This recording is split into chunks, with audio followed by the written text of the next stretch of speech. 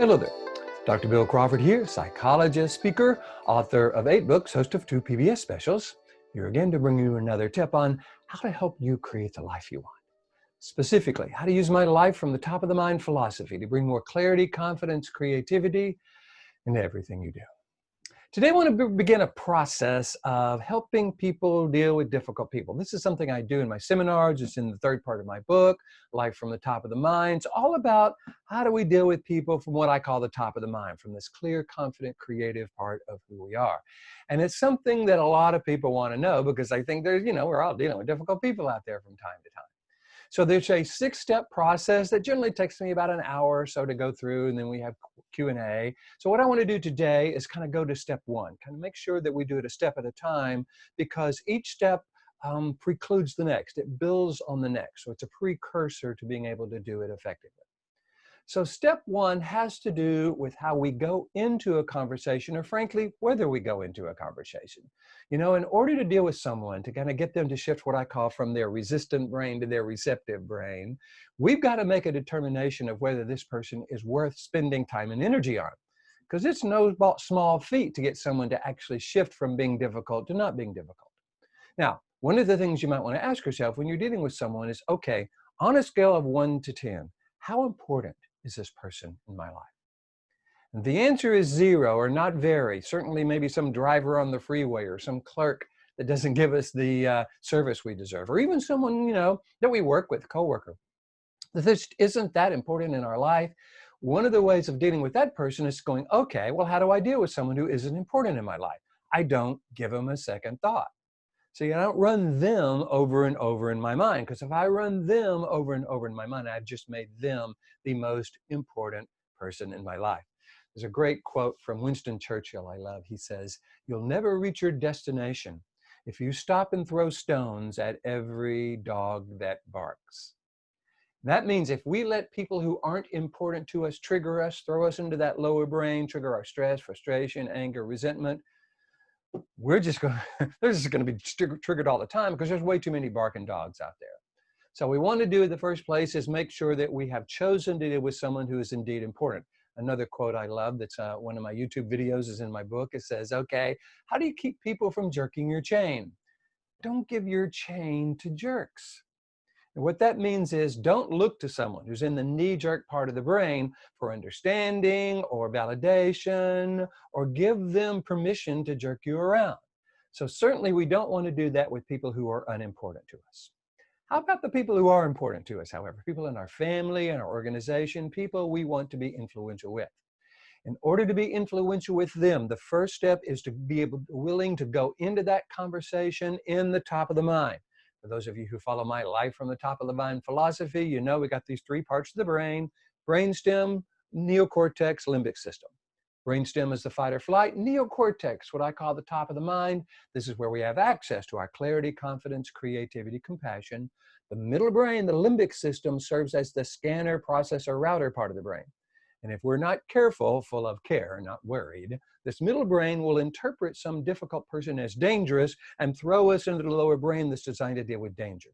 So chances are this person isn't dangerous. They're just annoying, or they're being a way we don't want them to be. They're being difficult.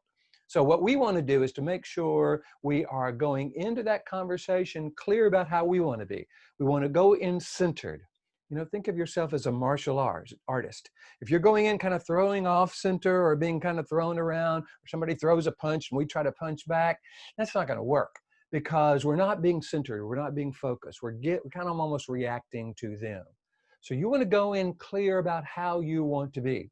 Clear, confident, creative is a nice way. And if they're members of your family, maybe compassionate as well. But certainly clear, confident, creative. Clear about who I want to be, confident in my ability to do that, and creative in my ability to kind of hear what they have to say without getting triggered. We've got to be willing to take 100% responsibility for bringing those qualities to the conversation or to the interaction, and being able to stay in the top of the mind while they're being difficult. Because again, we don't want their lower brainstem behavior to trigger our lower brainstem. There's a new science out there called interpersonal neurobiology, and it speaks to how one brain will affect another. So if we're not careful, their brainstem, their difficult behavior will throw us into ours. And if we're not careful, our lower brain will throw them deeper into theirs. So if someone is being, argumentative or stubborn or not listening or rude or irrational, and we find ourselves getting stressed or frustrated or annoyed or angry, it's understandable, but it's not going to serve us because it means we are now stuck in this lower 20% of the brain. And our ability to access our clarity, confidence, and creativity, our interpersonal skills, our problem-solving skills, come from this upper 80% of the brain. So one of the problems of us going into a situation, either worried, stressed, or frustrated, or getting triggered in the middle of one of those conversations, is that we get stuck in the part of the brain that is reactive versus responsive, and we're not going to be very effective in being able to deal with this difficult person. So you want to go in clear about who you want to be, because not only do we want to be able to access this upper 80% of the brain and stay there, if we are stressed, frustrated, annoyed, or angry, whatever, they interpret that as criticism. Have you noticed? If we get stressed or we get frustrated based on their difficult behavior, they get worse because they're interpreting our frustration and our stress as criticism. There is a concept that I talk about in my seminars. I call it the you stupid idiot rule. And what that means is you never really want to be able to engage someone in a way where they could put you stupid idiot on the end of anything you say. So when we just say to someone like, well, no, we can't do it that way. I've told you 5 times. I just don't know any other way of telling you. You stupid idiot. See, they're going to hear you stupid idiot. Anytime we say something with stress or frustration or annoyance or angry as our driving emotion, they're going to put you stupid idiot on the end of that, whether we say it or not. It's going to drive them deeper into the lower 20% of the brain. So I've created a model that I call the 6 blocks or obstacles to effective communication and influence, and an antidote to each one. So what I'm going to do over 6 YouTube videos is teach you this model. And again, each part of the model depends on the next part. So it's going to be really important for us to be able to get clear. Who am I at my best? Who am I when I am clear, confident, creative? What's my tone of voice like? What's my body language like? And be willing to take 100% responsibility for going into that conversation, into that interaction, being this way, so we're not letting them throw us into that lower brain. If we need to take a break in the middle of the conversation because we find out we're being triggered, that's fine. But what we don't want to do is try to stay in the interaction, trying to deal with the difficult person while we are in the difficult person part of the brain, while we're in that reactive part of the brain. So what I would encourage you to do is think about some conversations in the past where you have been triggered, and ask yourself the question, okay, who am I when I'm clear, confident, and creative? What does that look like? What does that feel like? What's my tone of voice like?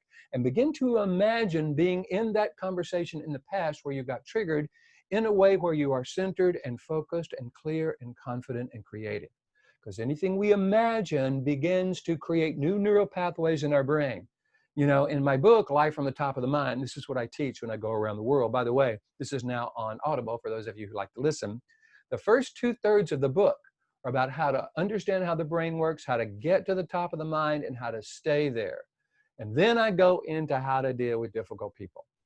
So this first step is taking all of that first 2/3 of the book and saying, okay, in order for us to be centered and focused and deal with people without being thrown off center, we've got to go in clear, confident, and creative. So practice that over the next week. Just imagine conversations you've had in the past. Don't worry about needing to do it right away. And then next week, I'm going to post another video, part 2, about how to deal with difficult people, 3, 4, 5, and 6. And then you're going to have a complete model for being able to be influential with people while you're being clear, confident, and creative. Feel free to recommend these to your friends, by the way, if you like it. And if you want me to come to your organization and actually teach this to your leadership team, to your people, so that everybody's communicating in a way and dealing with difficult people in a way that's effective, love to do that. All you got to do is go to my website, billcrawfordphd.com, hit the contact button, let me know what you're interested in. Love to talk with you about that. In the meantime, feel free to subscribe on YouTube, follow me on Facebook and iTunes and Pinterest and Twitter, and we're LinkedIn. So I post this all over the place. So if you would like these videos and want to get them on a regular basis, make sure you are following me on one of those social media so that you can do that. All righty, looking forward to talking with you next time about part 2, kind of how to engage them in a way where we're not just seeing their difficult behavior.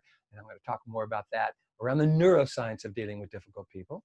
Until then, here's to you, bringing more clarity, confidence, creativity into everything you do. And I'll look forward to seeing you in the future.